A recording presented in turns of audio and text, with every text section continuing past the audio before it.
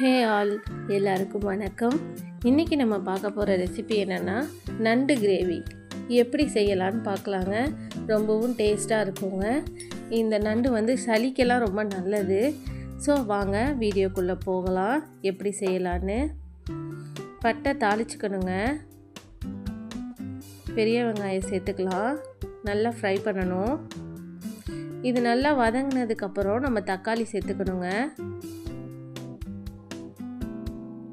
கருவேப்பிலை போட்டுக்கலாம். இது நல்லா வதங்கட்டும். இது கூடவே தக்காளி ஆட் பண்ணிக்கிறோம். இதோட சேர்த்து நல்லா ஃப்ரை பண்ணணுங்க. இது நல்லா ஃப்ரை ஆகட்டும். நல்லா வதங்கிடுச்சு.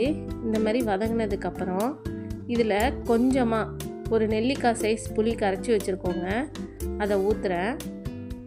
இதோட அதை ஆட் பண்ணிக்கணும். புளி சேர்த்துக்கிட்டிங்கன்னா கொஞ்சம் நண்டு கொஞ்சம் கெடாமல் இருக்கும். அதனால புளி போடுறது. தேவையான அளவு உப்பு போட்டுக்கோங்க. நான் வந்து குழம்பு மிளகாத்தூள் போடுறேன். 2.5 ஸ்பூன் போட்டிருக்கேங்க. இதை நல்லா வதக்கிக்கணும். இப்போ நமக்கு தேவையான அளவு தண்ணி ஊற்றிக்கணுங்க. இது நல்லா கொதி வந்தோடனே நண்டு வாஷ் பண்ணி வச்சுருக்கோம். அதை இதோட ஆட் பண்ண போகிறோம். இதில் வந்து நம்ம தேங்காய் திருவி வச்சுருந்ததை பெருஞ்சீரகம் சேர்த்து அரைச்சிருக்கோங்க. அதையும் இதோட ஆட் பண்ணிக்கணும். இது கொஞ்சம் கொதி வந்ததுக்கப்புறம் நம்ம நண்டு சேர்த்துக்கலாம்.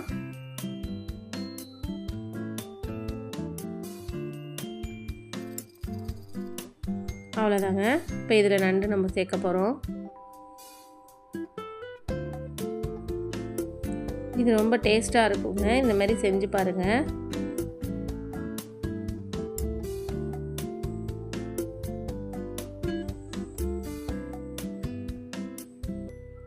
ஒரு கொதி வந்தோடனே நல்லா கொதி வரட்டும். பாருங்கள் எப்படி வெந்திருக்குன்னு. நம்ம போட்டோன்னே கலர் மாறிடும். அவ்வளோதான். ரொம்பவும் டேஸ்டியான நண்டு கிரேவி ரெடி ஆகிடுச்சுங்க. இதை நம்ம மூடி வச்சுட்டு கொஞ்சம் கொதி வந்தோடனே எடுத்து பார்க்கலாம் எப்படி இருக்குது பாருங்கள். வாவ், ரொம்ப டேஸ்ட்டாக இருக்கும். செஞ்சு பாருங்கள். இது கூட பூண்டு தட்டி போட்டுக்கோங்க. ஒரு 5 பூண்டு.